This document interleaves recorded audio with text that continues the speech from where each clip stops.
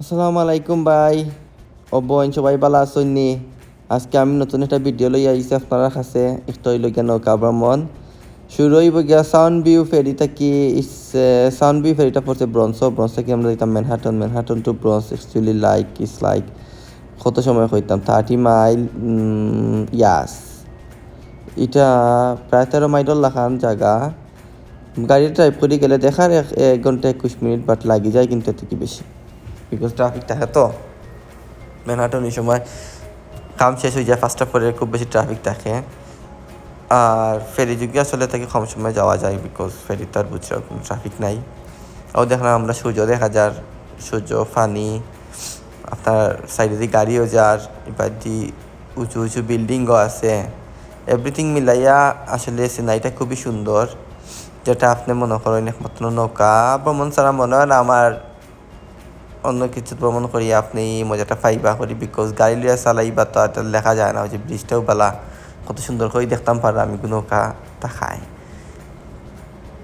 ইনো একপায় helicopter চলে, একপায় গাড়ি চলে, একপায় নৌকা চলে, একপায় মানুষে দৌড়াই রাখে, কেউ করবাই চাবাত নাই, কেউ করে দেখাত নাই, যে যার বিজি, যে যার খাম লিয়ে ব্যস্ত।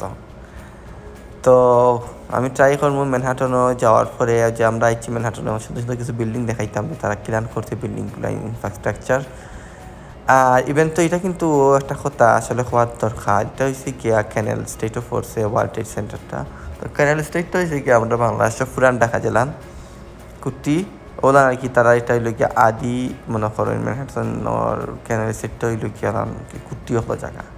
তো এর মাঝে আসলে প্রচুর পুরানা বিল্ডিং আছে, যেগুলা লাইক 400-500 বছর আগের বিল্ডিং আছে, এখনও আছে। মানুষে বাজার করেন, খাইন দাইন, কিংবা রইরাও ওইটা বিল্ডিংও।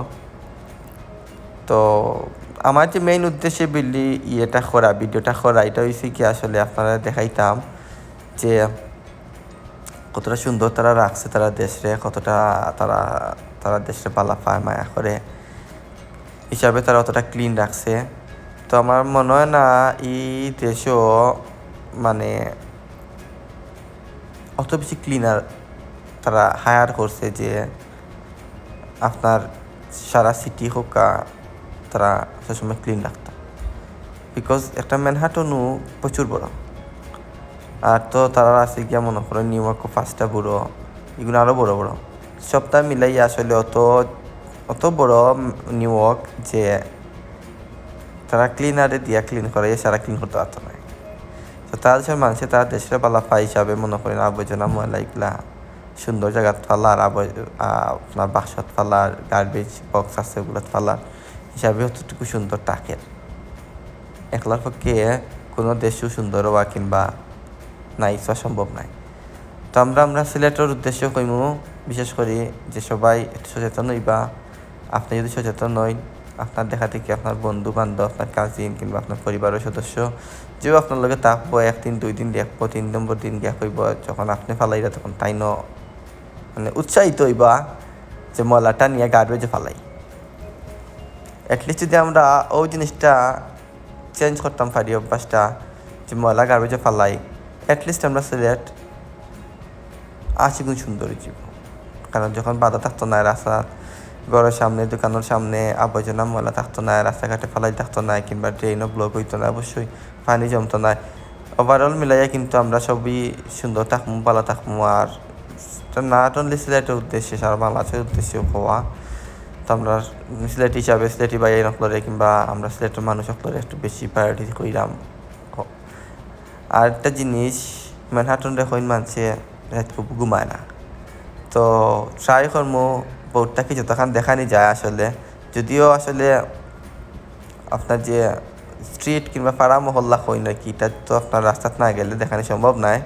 বাট আমরা ট্রাই করবো বউটা তাকে যতটুকু পারা যায় কাভার আপ করার, কতটুকু লাইটিং থাকে ম্যানহাটনও।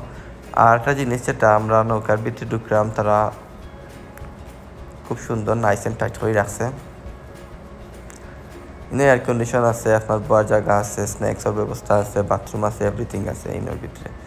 সো মানুষ আসলে নিচে বইতে চায় না, বিকজ সবই তো কাজে কামে থাকে।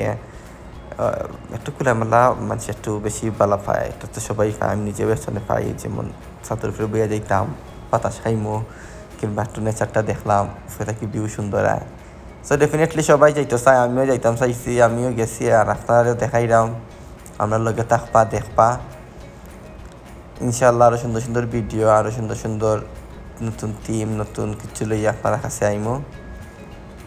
আজকে এই পর্যন্তই।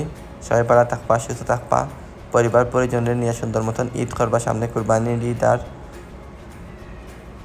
আসসালামু আলাইকুম, দেখা হইব আমার নতুন কোনো ভিডিও।